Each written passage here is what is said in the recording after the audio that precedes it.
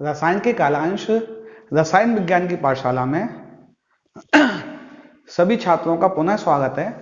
बच्चों, आज हम आपके समक्ष आपके कक्षा 11वीं के रसायन विज्ञान का दूसरा पाठ लेके आए हैं, जिसका नाम है परमाणु संरचना। हम किसके बारे में पढ़ेंगे बच्चों? परमाणु संरचना के बारे में हम अध्ययन करेंगे।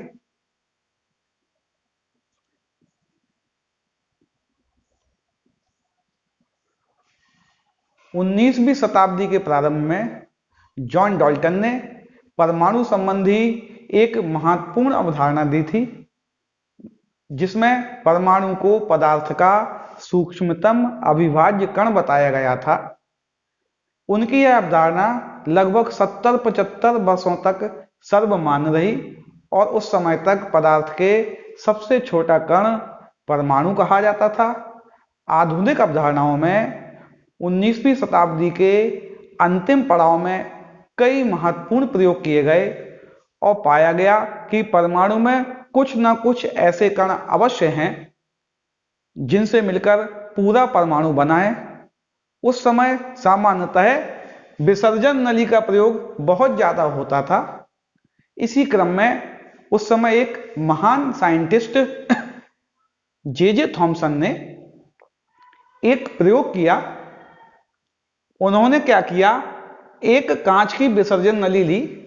इस विसर्जन नली में उन्होंने किसी गैस को भर दिया और इस नली का प्रेशर इस वैक्यूम पंप की सहायता से बहुत कम कर दिया, लगभग 10 की घात -2 से 10 की घात -3 mmHg कर दिया।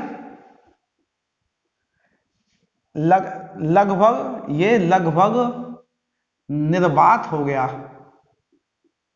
लगभग अप्रॉक्स निर्वात हो गया, क्योंकि लो प्रेशर पर जो गैस होती है वो अपना गैसियस कैरेक्टरिस्टिक सबसे ज्यादा दिखाएगी। यानी उन्होंने क्या किया, एक विसर्जन नली ली, उसमें एनोड कैथोड लगाकर एक गैस को भर दिया, वैक्यूम पंप की सहायता से इस विसर्जन नली का प्रेशर कम कर दिया तथा एक जनरेटर से उच्च विभवांतर की विद्युत धारा लगभग 10,000 वोल्ट, लगभग 10,000 वोल्ट की विद्युत धारा इस विसर्जन नली में प्रवाहित कर दी।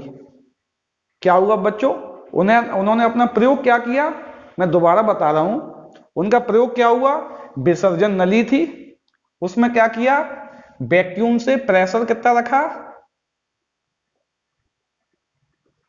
इसमें पहले डिस्चार्ज ट्यूब थी, डिस्चार्ज ट्यूब में गैस ले ली, प्रेशर कितना रखा, 10 की पावर -2 से 10 की पावर -3 mmHg रखा। करंट कितना दिया, उसमें करंट दे दिया अप्रॉक्स 10,000 वोल्ट। इतना हाई वोल्टेज का जब करंट आया, ये इनका प्रयोग था, इस प्रयोग में उन्होंने किया, जब इतना हाई वोल्टेज का करंट इस गैस के अंदर प्रवाहित हुआ तो इसमें बहुत से परिवर्तन हो गए। उन्होंने क्या देखा,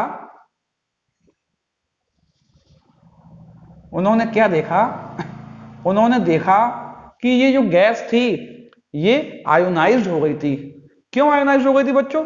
हम जानते हैं जैसे गैस के कण ए और बी है, एक गैस है, इस पर यदि हाई वोल्टेज एनर्जी आती है तो ये अपने इलेक्ट्रॉनों को लूज कर देती है, ये अपने इलेक्ट्रॉनों को लूज कर देगी और इस पर एक धनायन बनेगा। यह धनायन किसकी तरफ आकर्षित होगा, यह धनायन नेगेटिव टर्मिनल की ओर आकर्षित होगा, अर्थात कैथोड की ओर आकर्षित होगा। कैथोड की ओर आकर्षित होने के कारण यह कैथोड पर जाएगा और कैथोड पर जाकर जैसे ही यह कैथोड पर जाएगा, उच्च विभव के कारण यह कैथोड से भी इलेक्ट्रॉन इमिट करने लगेगा। कैथोड पर जाते ही यह इलेक्ट्रॉन इमिट करेगा, इसके ये इलेक्ट्रॉन और ये इलेक्ट्रॉन अपने नेगेटिव चार्ज के कारण लगातार एनोड की तरफ प्रवाहित होने लगेंगे और एनोड के सामने की जो दीवार है इस पर प्रतिदीप्ति उत्पन्न करेंगे, चमक उत्पन्न करेंगे। दोबारा बताता हूं बच्चों, प्रेक्षण उन्होंने क्या देखा? प्रेक्षण उन्होंने ये देखा कि जैसे ही इतना हाई वोल्टेज इस गैसियस ट्यूब में गया, उसमें उपस्थित गैसियस पार्टिकल्स आयनित हो गए। उनके आयन कैथोड की तरफ आकर्षित हुए और वहां आकर्षित होकर उन्होंने इलेक्ट्रॉन लूज किया और वह इलेक्ट्रॉन कैथोड से एनोड की तरफ गया और एनोड के सामने जो दीवार थी उस दीवार पर जाकर उसने प्रतिदीप्ति उत्पन्न की। कैथोड से निकलने वाली इन किरणों को कैथोड किरणें कहा गया। क्या कहा गया बच्चों? कैथोड किरणें। कैथोड से निकलने वाली यह किरण कैथोड किरणें कहलाती। प्रेक्षण क्या हुआ था बेटा? गैस जो थी वो आयनित हो गई थी और एनोड पर प्रतिदीप्ति उत्पन्न कर रही थी। एनोड पर क्या कर रही थी? प्रतिदीप्ति उत्पन्न कर रही थी। दोबारा समझते हैं बेटा, प्रयोग क्या हुआ? डिस्चार्ज ट्यूब में गैस ली, लो प्रेशर हाई वोल्टेज का करंट पास किया, उसमें से जो उसमें गैस थी वो आयनित हो गई और उसके कण कुछ अदृश्य किरणें कैथोड से एनोड की तरफ गई, एनोड पर जाकर प्रतिदीप्ति उत्पन्न की। इन अदृश्य किरणों को हम कैथोड किरणें कहते हैं। बच्चों, यह जे थॉमसन का बहुत महत्वपूर्ण प्रयोग था। यानी उन्होंने ये बता दिया था कि परमाणु में कुछ न कुछ ऐसे अवयव हैं जो पहले जो डाल्टन का परमाणु था उससे सूक्ष्म थे। उन अवयवों को उन्होंने बाद में नया नाम दिया, वो नया नाम इलेक्ट्रॉन होगा, मैं बताता हूं अभी। लेकिन सबसे पहले हम देखें इनके गुण। सामान्यतः यह सीधी रेखा में चलती हैं। कैसे चलती बेटा? सीधी रेखा में चलती हैं। कैथोड किरणें कहां चलती हैं? सीधी रेखा में चलती हैं। कैसे प्रूफ होगा? अगर इसके मार्ग में कोई भी ऑब्जेक्ट रखा है,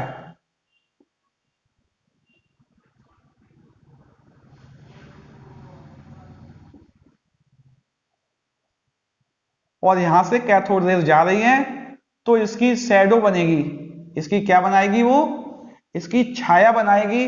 अगर छाया बनाना क्या हो रहा है बेटा? अगर कैथोड किरणें अपने मार्ग में रखे हुए ऑब्जेक्ट की छाया बनाती हैं, इससे यह प्रूफ हो जाएगा कि यह सीधी रेखा में चलती हैं। दूसरी, यह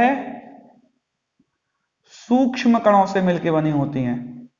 सूक्ष्म कणों से मिलकर बनी होती हैं।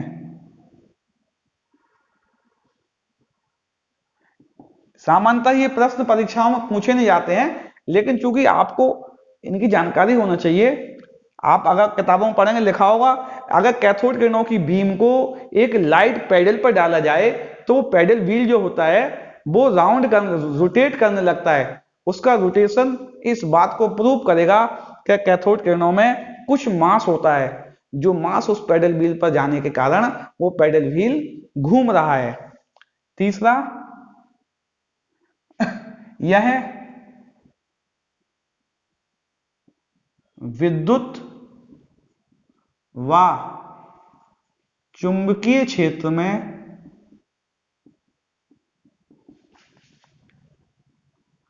धनावेशित प्लेट की ओर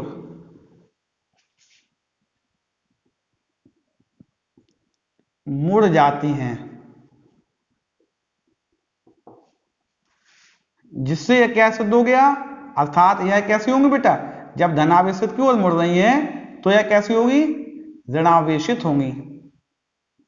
जब ये धनावेशित प्लेट की ओर मुड़ रही हैं या धनावेशित क्षेत्र की ओर मुड़ रही हैं तो निश्चित ही इनके कणों पर कौन सा आवेश होगा, निगेटिवली चार्ज होगा और ये ऋण आवेशित होगी। चौथा,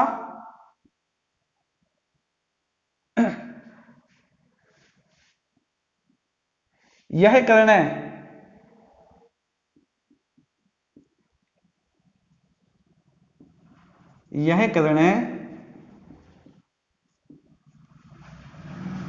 कौन सा एनोड की दीवार पर चमक उत्पन्न कर दें बेटा, एनोड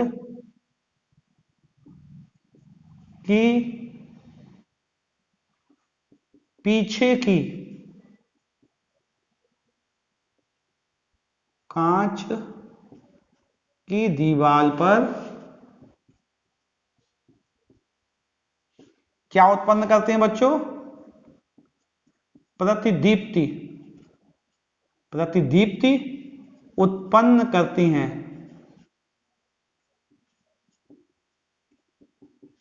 इनको लिख लीजिए आप। वैसे मैं आपको नोट्स भी दूंगा, उपरोक्त संबंधित नोट्स भी इसी वीडियो में कहीं ना कहीं उपस्थित होंगे।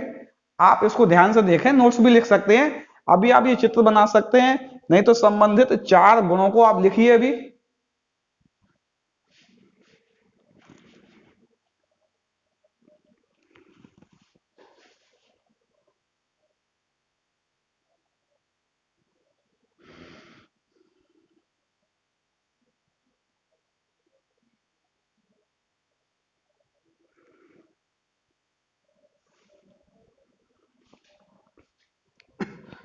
लिख लिया है। इसके साथ साथ जे थॉमसन ने एक बहुत महत्वपूर्ण बात बताई। ये सामान्य बात है बेटा, ये लगभग कॉमन सभी किताबों में पहले से पढ़ते आए हैं। एक बहुत महत्वपूर्ण बात बताई कि इस डिस्चार्ज ट्यूब में हम कोई भी पदार्थ लें, कोई भी गैस लें, उस गैस में जो किरणें निकलती हैं उन किरणों की प्रकृति सदैव एक समान होगी। हम इलेक्ट्रोड भी बदलेंगे तब भी वो किरणें जो निकलेंगी वह एक ही प्रकृति की निकलेंगी। अर्थात जो कैथोड रेस होती हैं वो परमाणु की फंडामेंटल प्रॉपर्टीज है, मतलब फंडामेंटल पार्टिकल्स हैं, परमाणु का मूलभूत कण है। अर्थात सदैव परमाणु, सभी परमाणुओं में सदैव एक समान की कैथोड किरणें पाई जाएंगी। मैं दोबारा बताना चाह रहा हूं बच्चों, cathode rays is a fundamental particles of atoms, अर्थात यह हमारे परमाणु का मूलभूत कण है। क्या है बच्चों, ये परमाणु का मूलभूत कण, मूलभूत कण है। इसको हम क्या कह देंगे, फंडामेंटल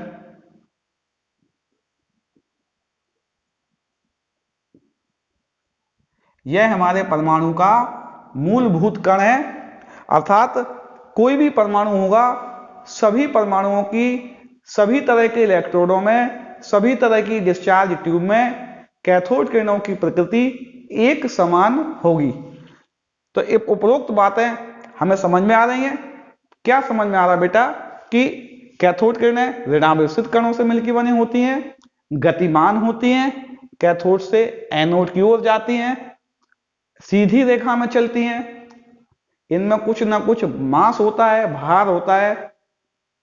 यह एटम की फंडामेंटल पार्टिकल्स हैं। उपरोक्त बातें हमें समझ में आ रही हैं। थोड़ा बहुत आप नोट भी कर सकते हैं, तो अगला टॉपिक आपको बताएंगे, पहले आप इसको नोट कर लीजिए थोड़ा सा बेटा।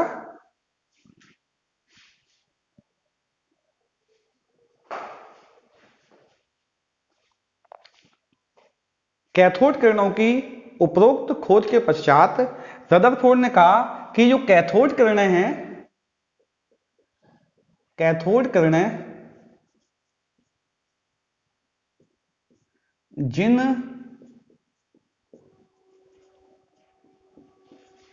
कणों से मिलकर बनती हैं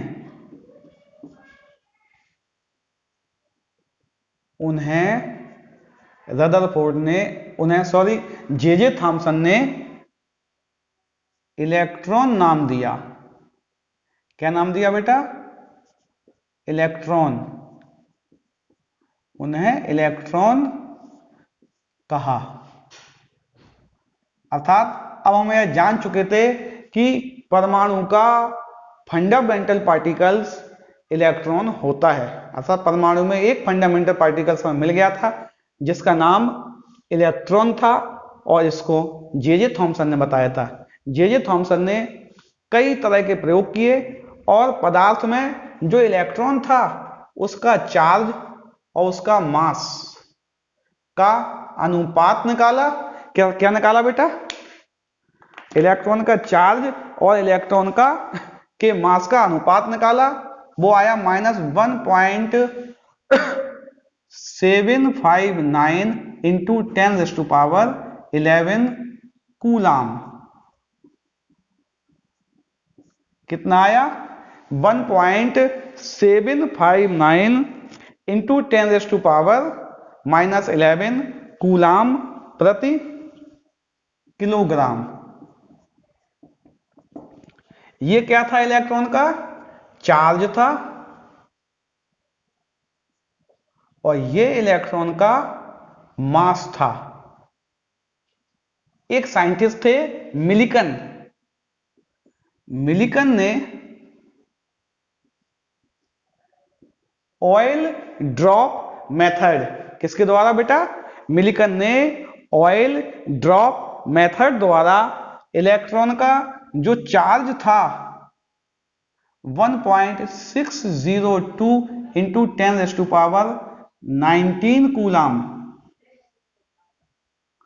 कितना चार्ज ज्ञात किया? 1.602 इंटू 10⁻19 कूलाम ज्ञात किया। उपरोक्त दोनों की सहायता से हमें एक इलेक्ट्रॉन का द्रव्यमान ज्ञात हो गया। कैसे ज्ञात होगा बेटा? E/m इक्वल टू था -1.759 इंटू 10⁻11। इसमें E की वैल्यू रख दो। E की वैल्यू यह है, चार्ज कितना है? 1.602/m इंटू 10⁻19 भी है, इक्वल टू -1.759 इंटू 10⁻11। सॉल्व किया इसको बेटा, m इक्वल टू आ गया 1.602 इंटू 10⁻19 अपॉन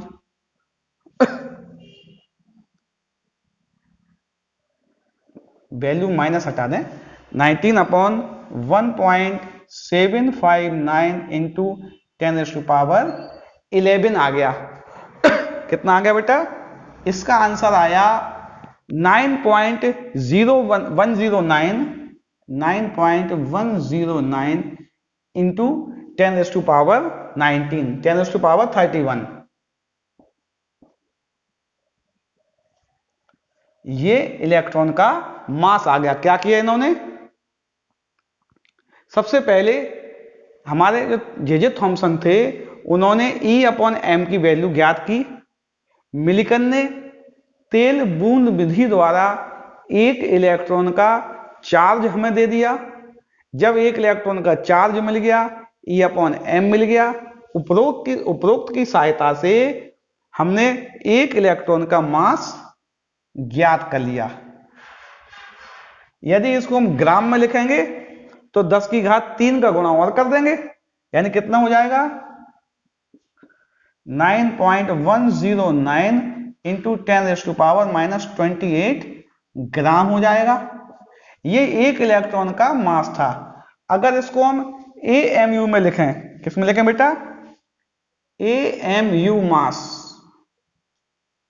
अगर AMU मास लिखते हैं बेटा तो हम लिखते हैं mass upon multiply Avogadro number. Mass में एवोगैड्रो नंबर का मल्टीप्लाई कर देंगे तो हमारा AMU आ जाएगा। कितना आएगा बच्चों? मास कितना दिया था? 9.109 इंटू 10⁻28 और एवोगैड्रो नंबर होता है 6.022 इंटू 10⁻23। उपरोक्त को अब मल्टीप्लाई करेंगे तो 0.000548 एटॉमिक मास यूनिट इसका आंसर आएगा। मैं पुनः बता रहा हूं बच्चों,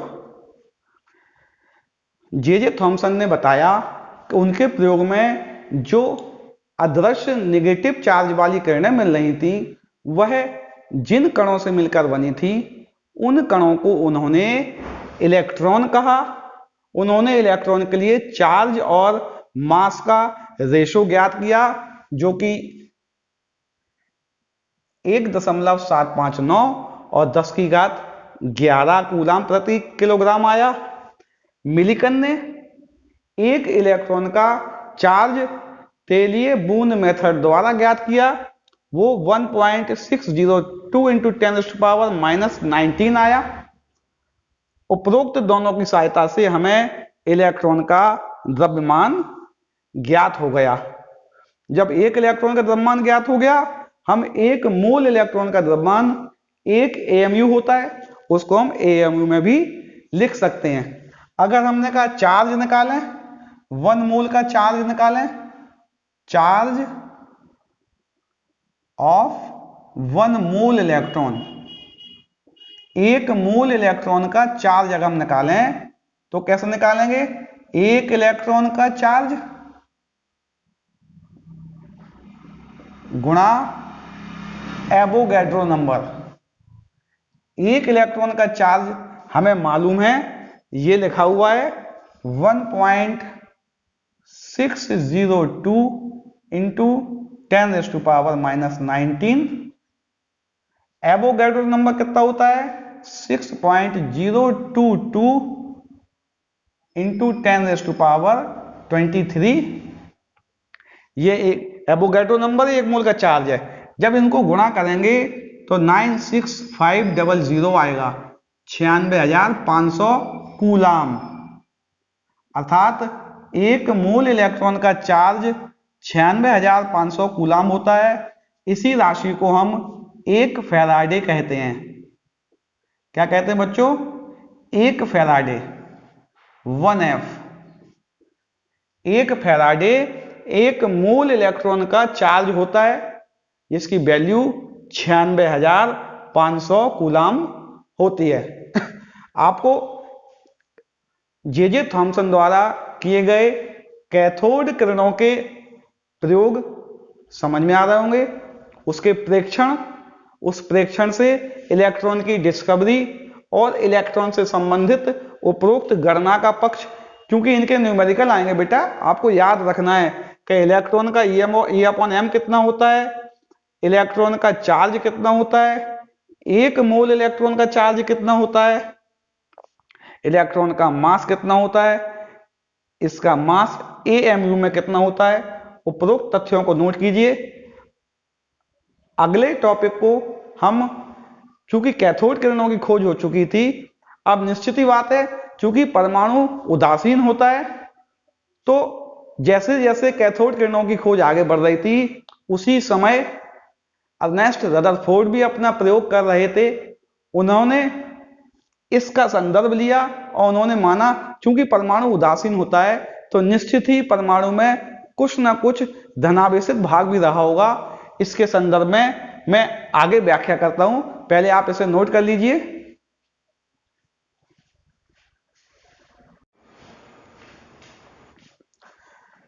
इलेक्ट्रॉन के संबंध में जे थॉमसन की खोज के पश्चात अब हम गोल्डस्टीन द्वारा 19वीं शताब्दी के अंतिम चरणों में एक नए एटॉमिक सब पार्टिकल्स धन किरणें अथवा कैनाल किरणों की खोज के बारे में चर्चा करते हैं।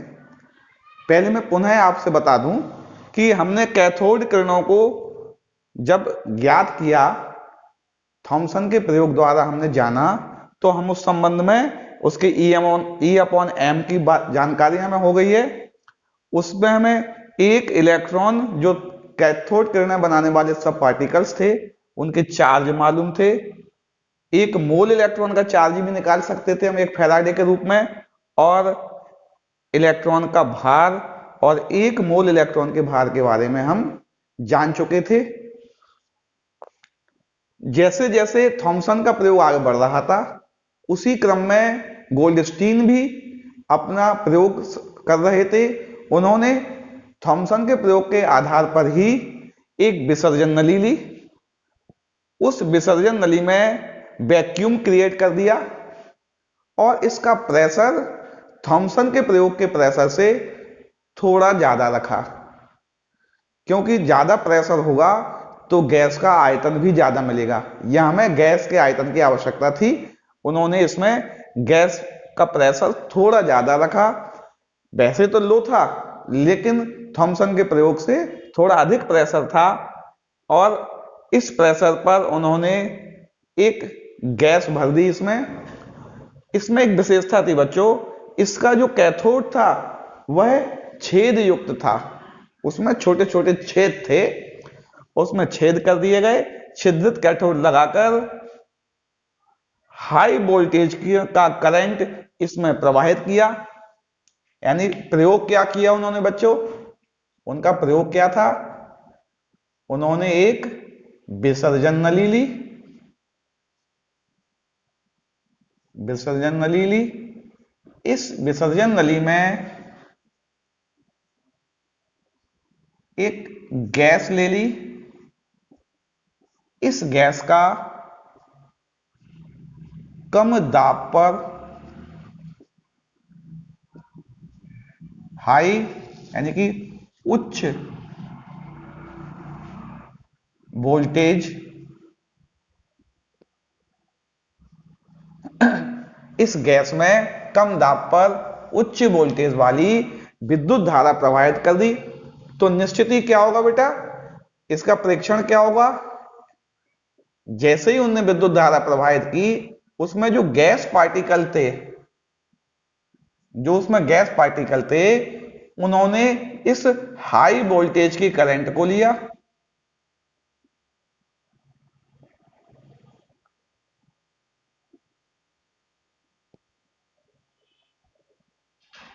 हाई वोल्टेज के करंट को लिया और वह आयनित हो गई। गैसें क्या हो गई बच्चों, आयनित हो गई और उन्होंने इलेक्ट्रॉन इजेक्ट कर दिए।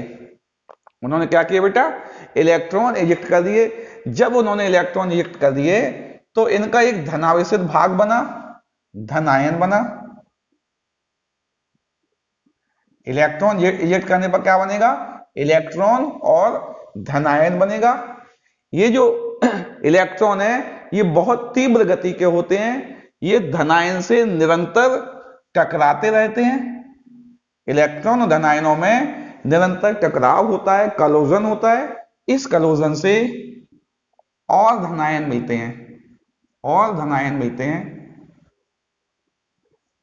और यह सभी धनायन एक दृश्य किरणों के रूप में, बच्चों ये बात नोट करनी है, थॉमसन के प्रयोग में जो किरणें निकल रही थी जिनको बाद में इलेक्ट्रॉन कहा गया, वो अदृश्य थी। यह धनायन एक के पार्टिकल्स एक दृश्य किरणों के रूप में, बीम ऑफ लाइट किरणों के रूप में एनोड से कैथोड की ओर गतिशील हो गए। क्योंकि हमारा कैथोड जो था वो छिद्रित था, जैसे ही कैथोड में आए, कैथोड में से पार होते हुए इसके पीछे जो कांच की नली की दीवार थी उस पर प्रतिदीप्ति उत्पन्न कर दी। उन्होंने परीक्षण में क्या देखा, उन्होंने देखा कि जो कि एक किरणों का पुंज जो कि सामान्यतः किसका था बच्चों, धनायनिक कणों का था, वह कैथोड से एनोड की तरफ आया, एनोड से कैथोड की तरफ आया और इस छिद्रित कैथोड को पार करते हुए इसके पीछे जो कांच की दीवार थी, विसर्जन नली की दीवार थी, उस दीवार पर फ्लोरेंस अर्थात प्रतिदीप्ति उत्पन्न की। इस प्रकार एनोड से निर्गत किरणों को उन्होंने कैनाल किरणें, धन किरणें कहा। क्या कहा बच्चों, कैनाल किरणें और धन किरणें कहा। जब इन किरणों को जान चुके थे, अब गोल्डस्टीन के प्रयोग से हम कैनाल अथवा धन किरणों को जान चुके थे, तो गोल्डस्टीन ने इसके गुण भी प्रस्तावित कर दिए। इसके गुण कैथोड किरणों के समान थे। कैसे थे बच्चों? कैथोड किरणों के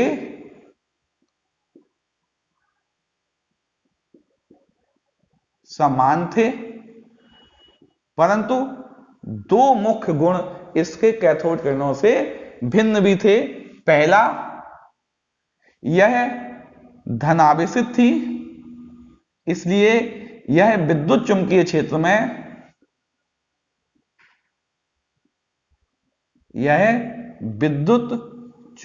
क्षेत्र में नेगेटिव प्लेट की ओर, किसकी ओर बच्चों? नेगेटिव प्लेट की ओर विक्षेपित हो गई। सबसे पहला डिफरेंस था, बकाया तो वही थे, ये भी सीधी रेखा में चलती थी, ये भी अपने मार्ग में आने वाले लाइट पैडल व्हील को रोटेट कर रही थी। ये भी गतिमान कण थे, ठीक है ना, ये भी बीम ऑफ लाइट, ये भी प्रतिदीप्ति उत्पन्न कर रही थी। इसके अलावा अंतर क्या था? यह विद्युत चुंबकीय क्षेत्र में नेगेटिव साइड की ओर विक्षेपित हो रही थी, अर्थात इनमें पॉजिटिव चार्ज था। सबसे दूसरा महत्वपूर्ण अंतर यह था बच्चों, यह गैसों का अभिलाक्षणिक गुण नहीं था, अर्थात यह फंडामेंटल पार्टिकल्स ऑफ एटम नहीं था। हमने इससे पहले बताया था, थॉमसन ने बताया था कि जो इलेक्ट्रॉन था, इलेक्ट्रॉन इज अ, क्या बताया था हमने बच्चों?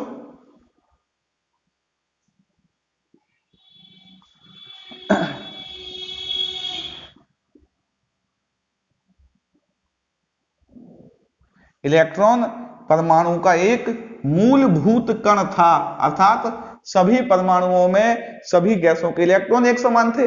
लेकिन प्रोटॉन जो धन किरणें थी,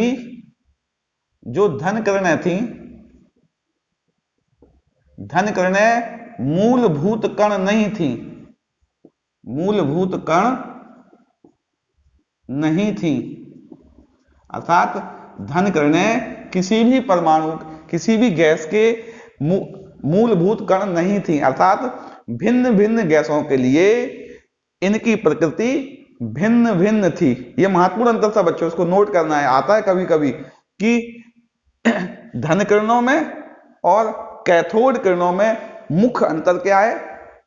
सबसे महत्वपूर्ण अंतर, जो कैथोड किरणें हैं वो पदार्थ का मूलभूत कण है, लेकिन एनोड किरणें पदार्थ का मूलभूत कण नहीं है।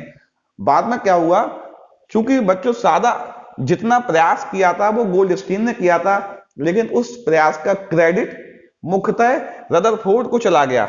ज्यादातर प्रयास गोल्डस्टीन ने किया था, लेकिन अगर हम पूछते हैं कि खोजकर्ता कौन है, तो कई पुस्तकों में लिखा होता है इसका प्रोटॉन का खोजकर्ता रदरफोर्ड है। अब जब हमने विसर्जन नली में हाइड्रोजन गैस ले ली, कौन सी गैस ली बच्चों? विसर्जन नली में हाइड्रोजन गैस ले ली। हाइड्रोजन गैस में जब हाई वोल्टेज आया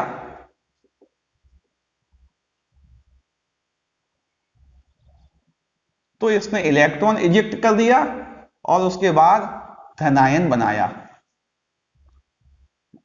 इलेक्ट्रॉन इजेक्ट करके धनायन बनाया। हाइड्रोजन से प्राप्त होने वाले धनायन को रदरफोर्ड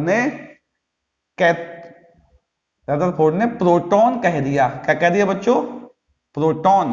अर्थात उन्होंने क्या किया, इस प्रयोग को विसर्जन नली में हाइड्रोजन गैस लेके दोहराया और वहां से भी धन किरणें प्राप्त हुई, वही भी एनोड से कैथोड की ओर गई, छिद्रित कैथोड को पार करते हुई प्रतिदीप्ति उत्पन्न की। हाइड्रोजन से प्राप्त होने वाली धन किरणों को उन्होंने प्रोटॉन नाम दे दिया। क्या नाम दे दिया बेटा? प्रोटॉन नाम दे दिया। और सभी परमाणुओं में, सभी गैसों में इसको एक यूनिट मान लिया गया, अर्थात सबकी तुलना इसी से कर दी गई। अर्थात जो किरणों का पुंज निकल रहा था, उस पुंज को उन्होंने हाइड्रोजन गैस का संदर्भ लेते हुए प्रोटॉन कह दिया, और प्रोटॉन को ही आधार मानकर, चूंकि इसका परमाणु भार सबसे कम होता है हाइड्रोजन का, इसलिए इसको ही आधार मानकर एक यूनिट मान लिया और सबका इससे कंपैरिजन करके निकाल लिया। तो इस तरह धन किरणों और कैनाल किरणों को बाद में क्या नाम दिया गया बच्चों? बाद में प्रोटॉन नाम दे दिया गया। जब इसका नाम मिल गया तो निश्चित ही हमें, जब हमने कैथोड किरणों को उपरोक्त गुणों को देखा था, इसी क्रम में हम एनोड किरणों के भी उपरोक्त, यानी धन किरणों या कैनाल किरणों के भी उपरोक्त प्रॉपर्टी को देखते हैं। इनका आवेश, इनका जब आवेश देखा गया तो इनका आवेश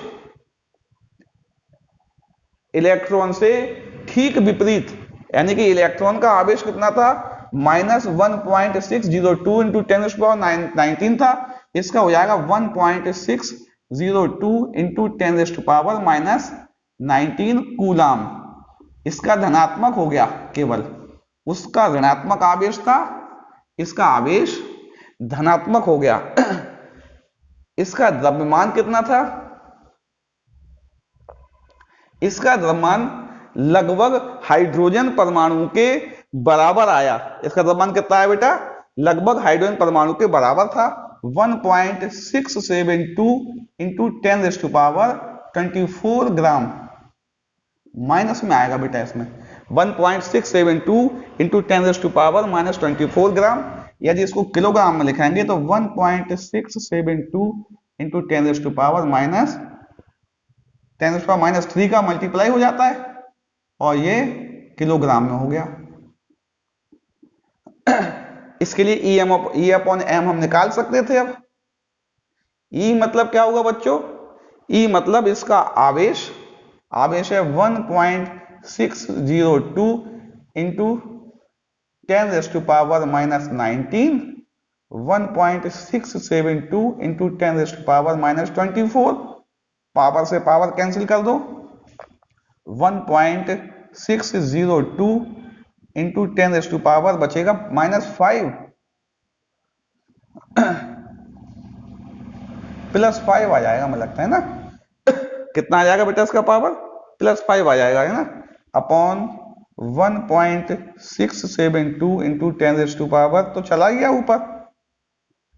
इसमें इसका डिवाइड कर दिया, किसमें? थोड़ा डिवाइड करना बेटा इसको। अभी तक हमने क्या देख लिया था? हमने देख लिया था कि जो कैथोड किरणों के E/m और चार्ज आ रहे थे, उसी क्रम में हमने चार्ज इसका देखा।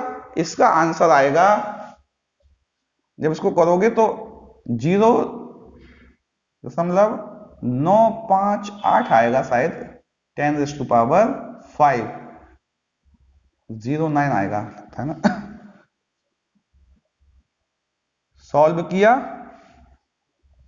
आंसर हुआ 9.58 इंटू 10⁻7। E/m है, यानी कि किलोग्राम प्रति कूलाम। ये इसका आंसर E/m का आ गया। इसको नोट करना बच्चों थोड़ा।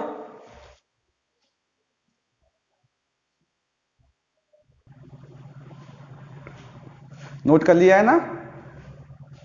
अच्छा, इसको बेटा, इसको ऐसा करो, इसको कि ये ग्राम में था, इसको किलोग्राम में कर लो, क्योंकि इसमें किलोग्राम लिखा है ना यूनिट।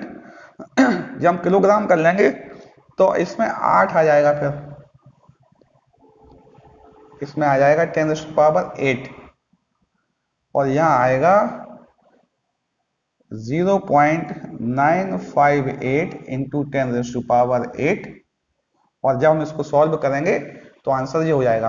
तो थॉमसन ने जो प्रयोग किया था, रदरफोर्ड ने उसका अपोजिट कण भी दे दिया, क्योंकि परमाणु उदासीन था।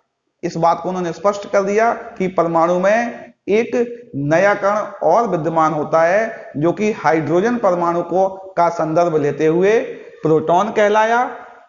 इस नए कण का जो आवेश होता है वो 1.602 इंटू 10⁻⁻19 कूलाम होता है। इस नए कण का द्रव्यमान जो होता है ग्राम में ये होता है, और किलोग्राम में भी लिख सकते हैं। और इसका E/m ये होता है। अगर जब हमने इलेक्ट्रॉन का AMU में द्रव्यमान देखा था, इसका भी द्रव्यमान AMU में देख सकते हैं। हम जानते हैं AMU मास, अगर AMU मास निकालना है तो इसका एक कण का मास, AMU का मतलब होता है एक मोल का मास होता है ना। एक कण का मास निकाला हमने, एक कण का द्रव्यमान कितना था 1.672 into 10⁻⁻24 multiply by Avogadro number, यानी कि 6.022 इंटू 10⁻23। पावर से पावर कट गई, -1 बची, यानी आ गया 1.672 इंटू 6.022 इंटू 10⁻⁻1। आंसर आएगा, इसको जब गुणा करेंगे 10.07। कितना आएगा बच्चों 10.07 गुणा 10 की घात -1 AMU। इसको 10 का भाग लगा दें 1.007 AMU। कितना आएगा बच्चों 1.007 AMU। ये किसका मास हो गया AMU में, किसका मास हो गया यह AMU में हमारे प्रोटॉन का मास हो गया। तो इन बातों को आप नोट कर लीजिए। अगले कालांश में आपको नाभिक की संरचना के संबंध में रदरफोर्ड ने जो मॉडल दिया है उसके बारे में बताएंगे। तब तक इसको नोट कर लीजिए आप बच्चों।